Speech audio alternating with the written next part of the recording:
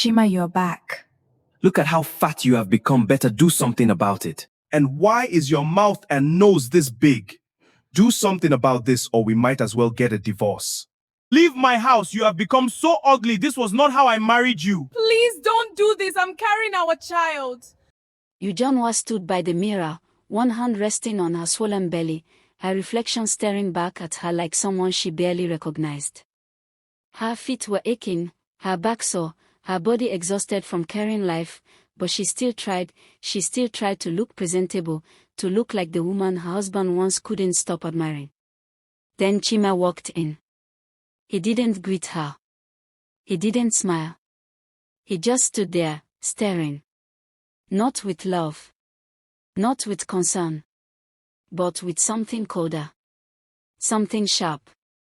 His eyes moved slowly over her body, lingering on every change, every mark, every swelling, as if he was inspecting something he no longer wanted. Ujuwa shifted uncomfortably. "Chima, you're back," she said softly, forcing a small smile. But he didn't respond. Instead, he scoffed, shaking his head slightly before finally speaking, his voice dripping with irritation. "Look at how fat you have become, better do something about it." The words hit her like a slap. Ujuwa froze. Her lips parted slightly, but no words came out. She searched his face, hoping, praying, that he was joking. But there was no humor there. Only disgust. He took a step closer, his gaze even more critical now. "And why is your mouth and nose this big?" he added, his tone almost mocking, like he was pointing out a flaw in a stranger, not the woman carrying his child. A lump formed in her throat. Her eyes began to sting, but she held it in.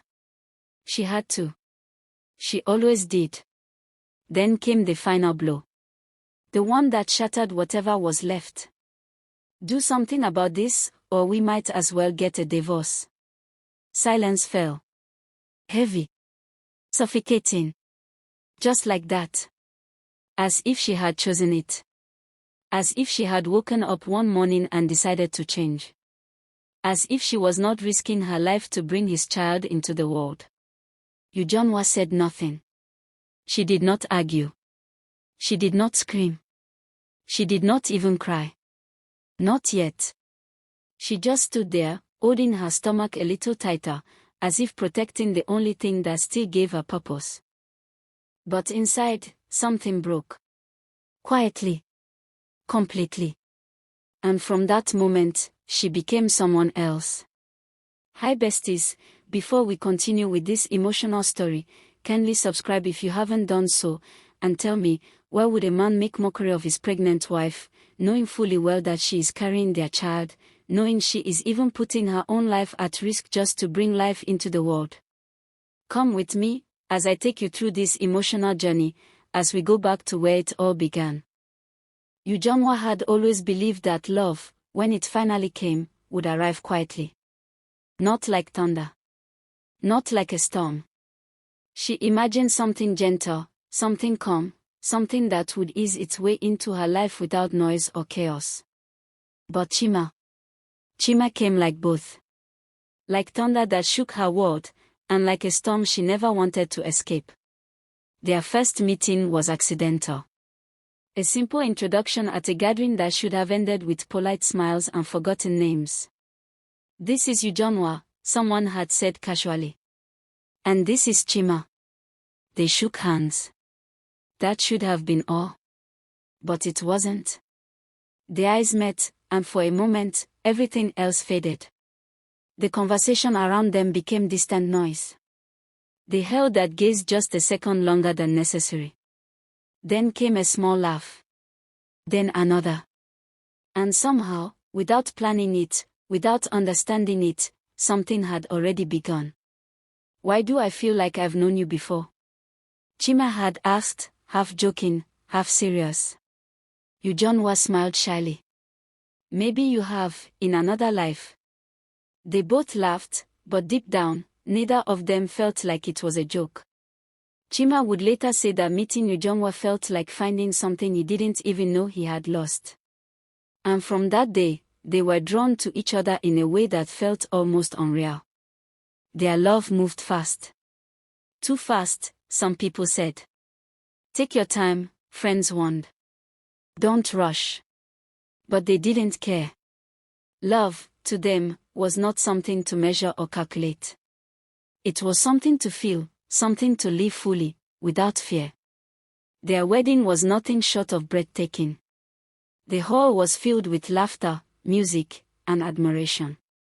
Friends whispered to each other, family smiled with pride, and even strangers couldn't deny what they were seeing. It was the kind of love that made people believe again. It was the kind of love that made people believe again. After the wedding, they became inseparable. Completely. The kind of couple people talked about with a mix of admiration and envy. If you saw Chima, Ujuwa was not far behind. If you saw Ujuwa, Chima was somewhere close, probably looking at her like she was the only person in the world. I don't know how I got so lucky, he would say, pulling her close. And she would laugh, resting her head on his chest. You better not forget that, she teased. Everything was perfect. Every single thing. Until it wasn't. Pregnancy came like a blessing. A joyful announcement that filled their home with excitement. We're having a baby, Ujuwa had said, her eyes shining. Chima lifted her off the ground in excitement. Are you serious? Ujuwa, this is the best news ever. There was laughter, celebration, plans for the future. It felt like the next beautiful chapter of their perfect life. But slowly, quietly, things began to change. Ujuwa's body started transforming in ways she didn't expect. Her once glowing skin began to darken unevenly. Black spots appeared across her face. Her energy faded. She was always tired, always nauseous, always irritated. The smallest things upset her. A sound. A smell. Even light sometimes felt like too much. One moment she was laughing, the next she was in tears. Then suddenly angry. I don't even understand myself, she cried one day, holding her head. Everything is just too much. He wasn't pretending. She truly could not control it. But Chima did not understand. At first, he tried. Or at least, he made it look like he was trying. It's okay, he would say, though his tone lacked patience. It's just hormones. But even that didn't last long. Gradually, the man who once couldn't stay away from her began to change. He started finding reasons to leave the room. I have work to do, he would say, even when there was none. Then it became leaving the house. Staying out longer than usual. Coming back late. Then, he started leaving her. Emotionally. Completely. He stopped sleeping beside her. The bed that once held laughter, whispered conversations, and late-night jokes became cold and silent. Ujuwa would lie there alone, staring at the ceiling, her hand resting on her belly.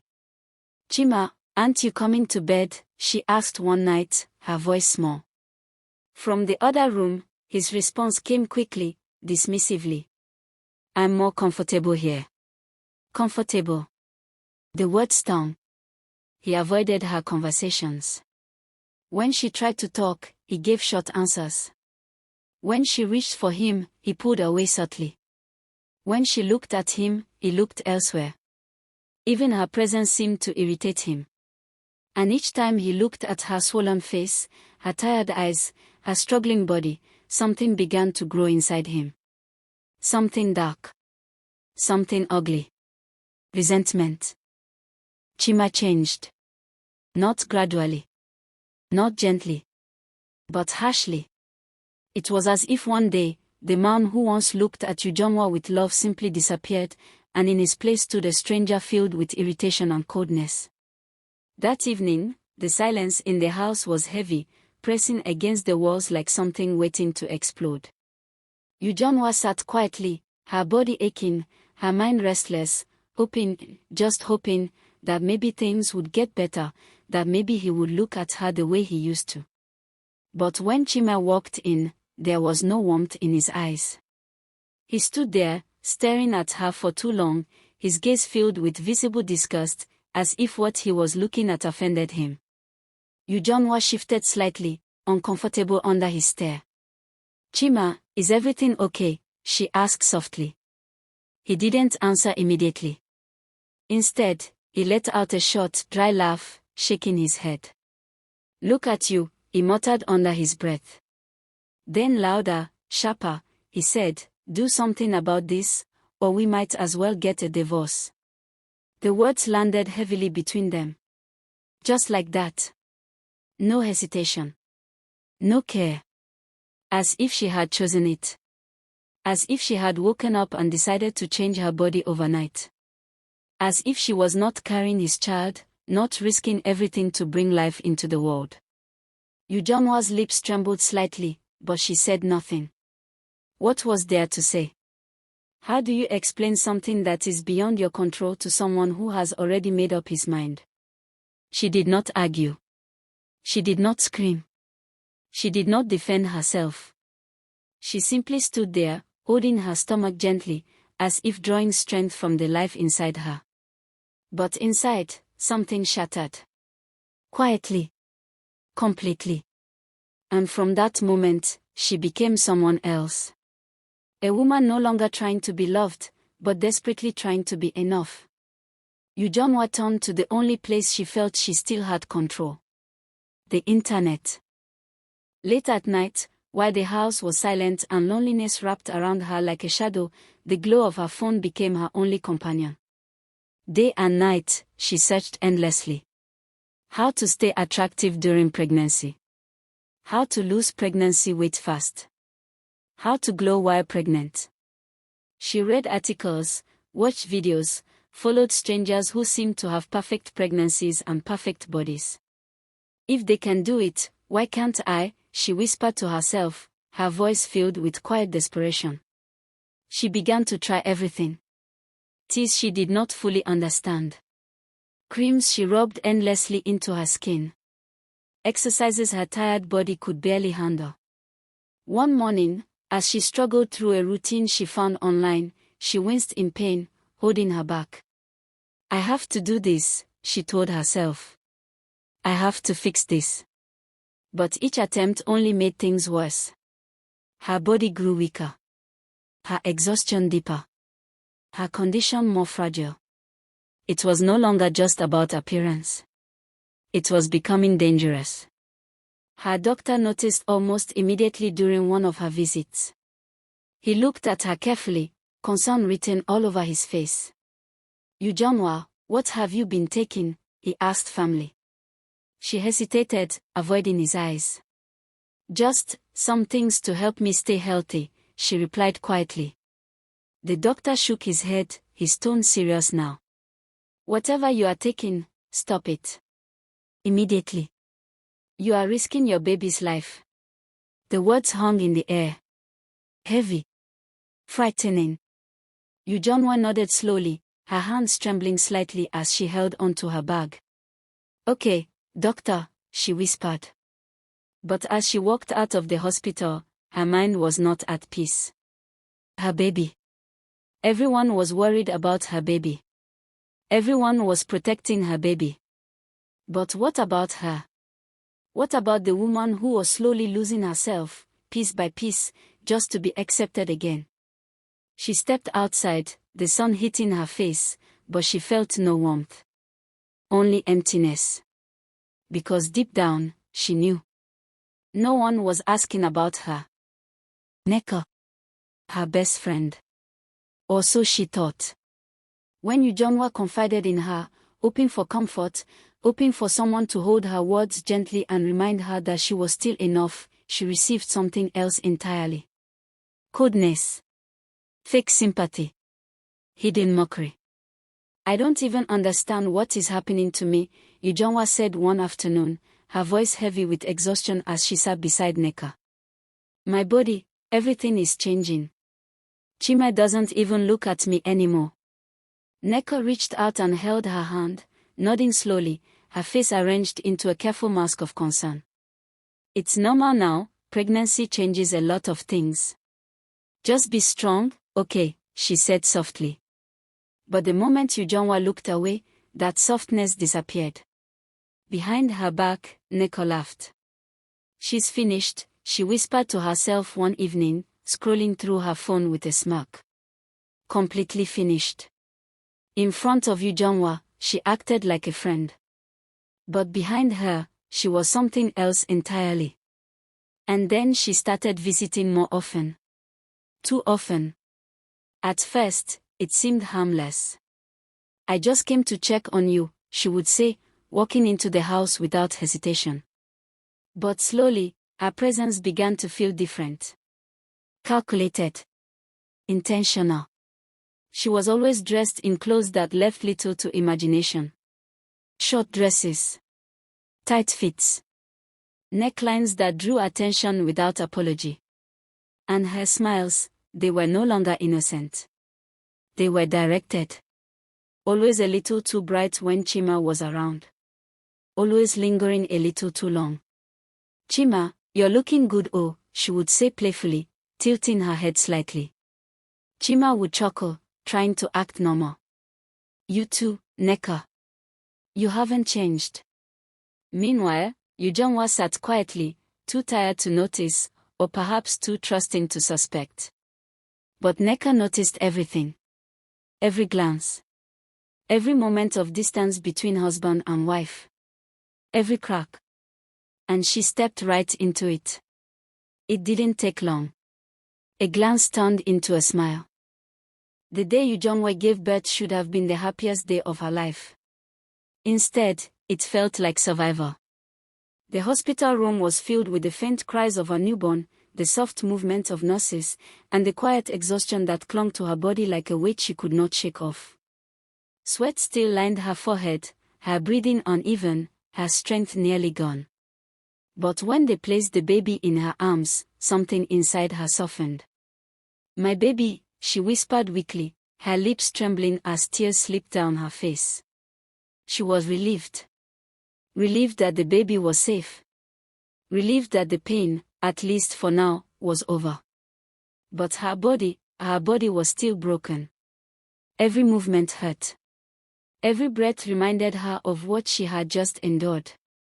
Healing was slow, and it showed. And Chima, even slower to care. He stood at a distance, hands in his pockets, his expression unreadable. No excitement. No pride. No warmth. Just a brief glance at the child before his eyes shifted back to Ujuwa, scanning her in that same familiar way. Critical. Detached. Chima, come and carry your baby, she said softly, trying to smile despite the pain. He hesitated, then walked over reluctantly, carrying the child like it was an obligation, not a joy. He muttered, before handing the baby back after a few seconds. Days passed, but nothing changed. At home, Ujuwa struggled through sleepless nights, nursing pains, and a body that refused to recover quickly. She needed help. She needed support. But Chima was barely there. He barely helped. Barely looked at her. Barely acknowledged the life they had created together. And when he did speak, it was never what she needed to hear. One afternoon, as she struggled to stand up from the couch, he glanced at her and shook his head. You still look terrible, he said bluntly. The words pierced through her like a knife.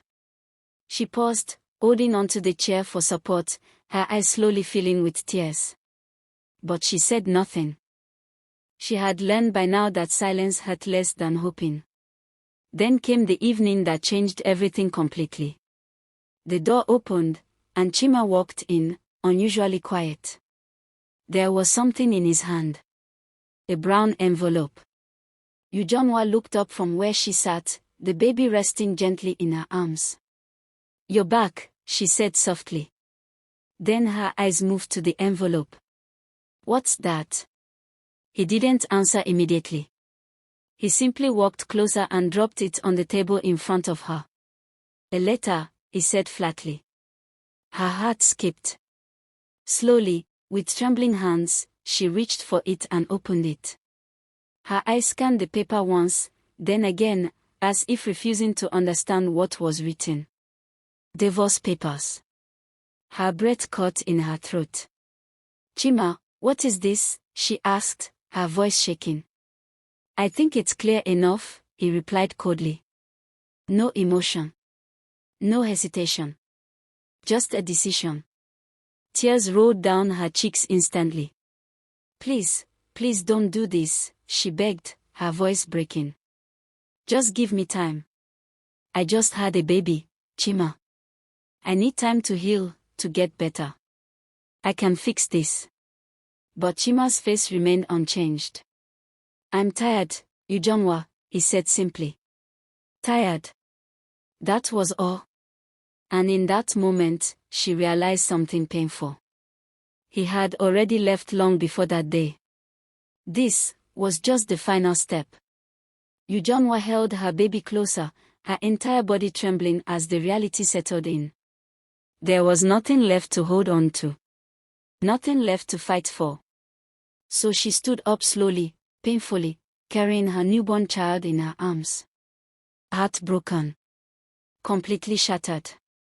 And as she walked out of the house she once called home, she thought the worst had already happened. But she was wrong. Because she was not yet aware that the deepest betrayal was still to come. It didn't take long for the truth to surface. At first, it came as whispers. Small, careless statements from people who didn't realize how sharp their words could be. Then it became clearer. Louder. Impossible to ignore. Nneka had moved in. Her best friend. Her sister. Her safe place. Had taken her place.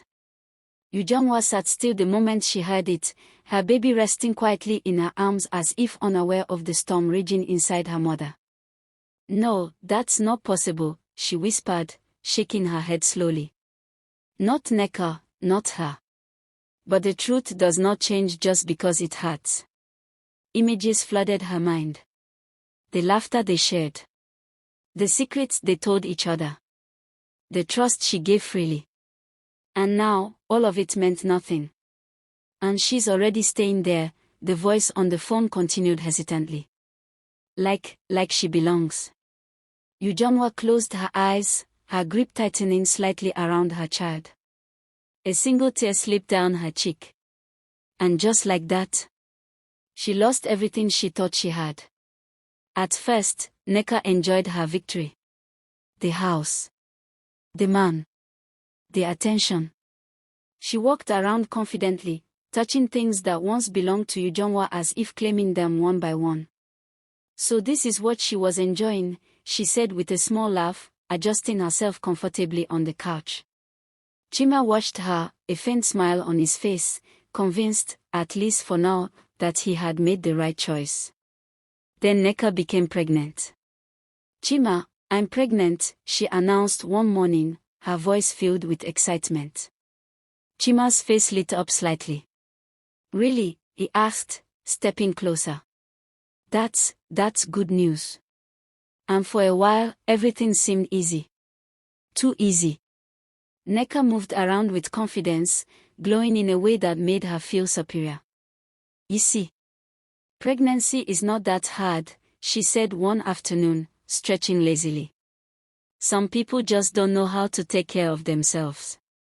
Chima nodded, silently agreeing, his mind comparing, judging. But then, the second trimester came. And reality arrived. It didn't knock. It didn't warn. It simply showed up. Nneka's body began to change. Drastically. The weight came quickly, settling in places she couldn't control. Her face swelled, her features shifting in ways that startled even her. Her once sharp nose now looked larger, heavier. Even she avoided mirror sometimes, turning away quickly as if refusing to accept what she saw. "Why am I looking like this?" she snapped one day, staring at her reflection before pushing the mirror slightly. This is not normal. But it was. Her energy dropped. Her movement slowed. Exhaustion clung to her like a shadow. She ate constantly, craving everything at odd hours. Chima, I want fried yam. No, wait, bring me bread. No, I need both, she said one night, her voice impatient. You just ate, Chima replied, tired already. And so, she snapped back sharply. I said I want it now. She slept endlessly. Complained endlessly. Nothing was ever enough. And Chima. He saw it again. The same thing. The same problem. He stood one evening, watching her struggle to stand up from the chair, his face slowly tightening. That familiar feeling returned. That same irritation. That same frustration. It was happening again. Only this time. There was no one else to blame. But Nneka was not Ujuwa. She was not soft. She was not patient. She was not willing to break quietly just to keep a man comfortable. The first time Chima tried to complain, it ended almost immediately.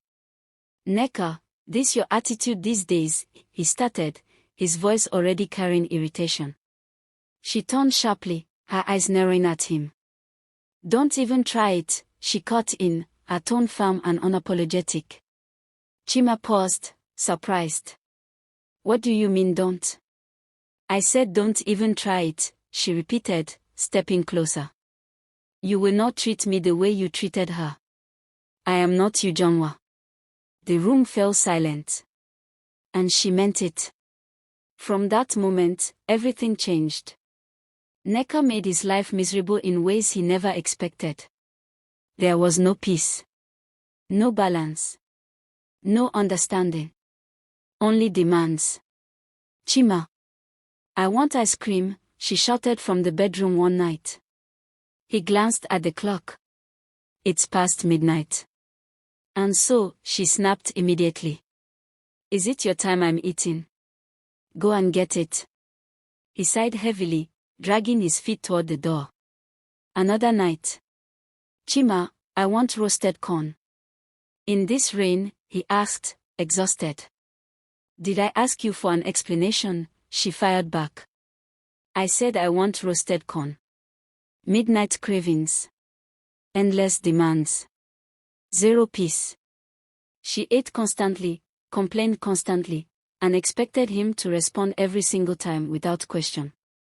Chima, who once couldn't handle Ujuwa's struggle, now found himself trapped in something far worse. He would sit quietly sometimes, staring into space, his face heavy with regret he could not express. This is too much, he muttered one evening under his breath. But there was no one to listen. And this time, he had no escape. While they struggled, Ujuwa rebuilt. Quietly. Steadily. No noise. No announcements. Just progress. A friend who truly cared reached out to her. Ujuwa, I know somewhere you can walk. It's not big, but it's a start, she said gently. Ujuwa nodded, her voice calm but determined. A start is all I need. She took the job. She took care of her child with a strength she didn't even know she had. Late nights, early mornings, tears in between, but she never stopped. And slowly, she began to take care of herself too. The gym became her quiet space. Not for pressure, not for perfection, but for healing. At first, it was difficult. Her body resisted. Her energy was low. But she kept going. One step at a time. Nutrition followed. She learned. She adjusted. She grew. Not just physically, but emotionally. She stopped blaming herself. Stopped chasing validation. Stopped trying to be what someone else wanted. She simply became herself again. Stronger. More confident. And with time, more beautiful than ever before. One ordinary day, fate decided to be dramatic. At the supermarket, Chima and Nneka were shopping for baby items, but there was nothing peaceful about it. The tension between them was thick, almost visible. "Why are you picking that one?" "I said I don't like it," Neka snapped, her voice sharp as she shoved the pack back onto the shelf. Chima exhaled loudly, already tired. "Then pick the one you want and let's go. I've been here for too long." "You're always tired," she fired back. "You think you're the only one going through something?" They were both frustrated. Both irritated. Both exhausted from a life that had long lost its sweetness. And then they saw her. Ujuwa. Standing just a few steps away, calm and unbothered, like peace had wrapped itself around her. She held her baby gently, her posture straight, her presence commanding without even trying. She looked different. No. She looked like herself again. Radiant. Peaceful. Oh. Like a woman who had survived everything meant to break her, and still won. Chima froze. Completely. His breath caught in his throat as his eyes locked on her. Ujuwa, he whispered, almost to himself, as if saying her name too loudly might make her disappear. Beside him, Neka stiffened. Her eyes flickered toward Ujuwa for a brief moment before she quickly looked away. Shame had finally found her. The same confidence she once carried vanished instantly, replaced with an uncomfortable silence. Ujuwa noticed them. Of course she did. Her eyes met Chima's for a brief second. No anger. No bitterness. No pain. Just calm. And that calmness hurt more than anything he had ever felt. He took a small step forward, his lips parting as if to speak. "Ujuwa, I..." But she didn't stop. She didn't respond. She didn't even acknowledge the words forming in his mouth. Because silence sometimes says everything.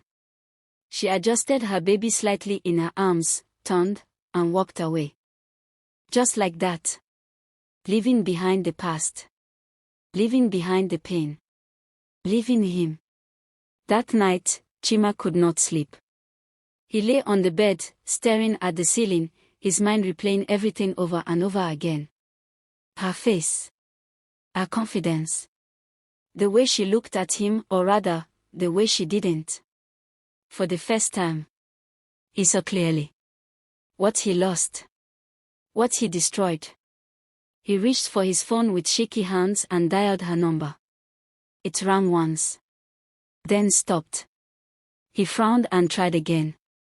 This time, the message was clear. Blocked. He stared at the screen for a long moment, the reality settling in slowly, painfully. Of course, he muttered under his breath, dropping the phone beside him. Because life doesn't rewind.